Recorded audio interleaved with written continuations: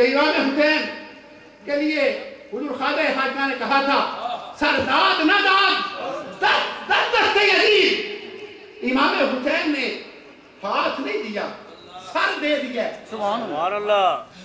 جان کا دینا، سر کا دینا، گردن پہ خنجر کا چلنا، یہ تو برداشت کر دی ہے.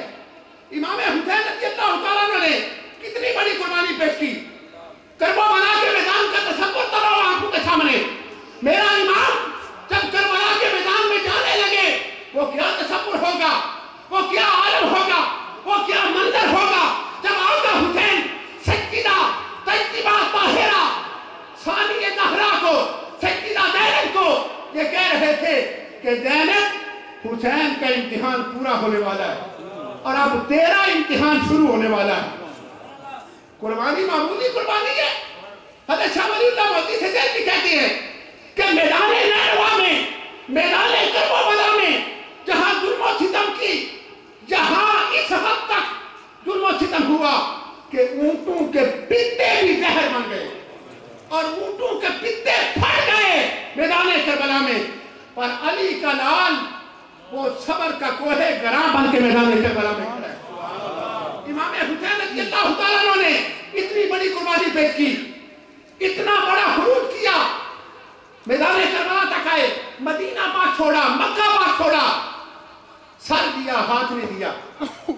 لیکن دوسری طرف سیدنا صدیق اکبر خلیفہ ہیں اور امام حسین تو بچے ہیں. مولا علی خود موجود ہے، مولا علی خود موجود ہے.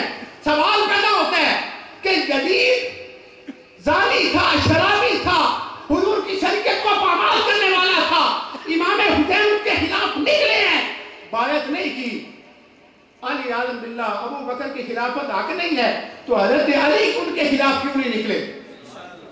عمر فاروق کے خلاف حضرت علی تو 30 سال کے جوان رانا تھے لیکن خروج کیا نہیں کیا. بلکہ شیعوں کی کتابیں اٹھا کے دیکھو، مولا علی ابو بکر صدیق کے پیچھے نمازیں پڑھ رہے ہیں، نمازیں پڑھ رہے ہیں.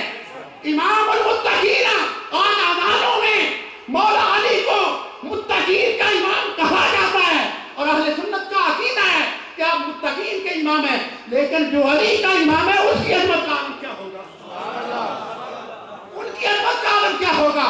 اس لیے اور پیغام حسین کو سمجھو.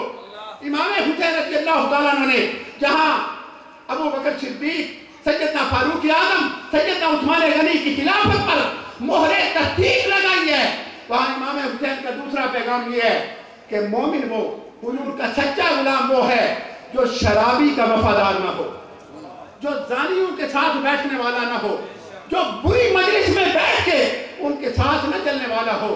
آج میں اور آپ امام حسین کی اس محفل پاک میں حاضر ہے، عہد کر کے جائے خدا رہا تو اگر کوئی اس لعنت میں مبتلا ہے، شراب پینے والا ہے، توبہ کر کے جائے.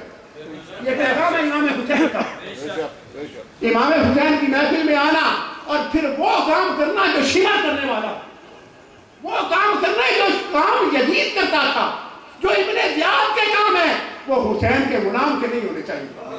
کسی کا حق کھانا، دنیا کے مال کے لیے کسی کو ناحق ستانا یا کسی کے مال کو ضبط کرنا یا شراب پینا یا اور برے کام کرنا، یہ شمر کے کام ہو سکتی ہے، آقا حسین کے غلام کے نہیں ہو سکتی. آئیے، میری اور آپ کی خوش نصیبی ہے کہ اس وقت ہمارے درمیان اہل سنت کے عظیم عالم دین، خطیب الاثر، خطیب پاکستان، نازش اہل سنت، حضرت علامہ مفتی محمد اقبال چشتی صاحب تشریف فرمائے.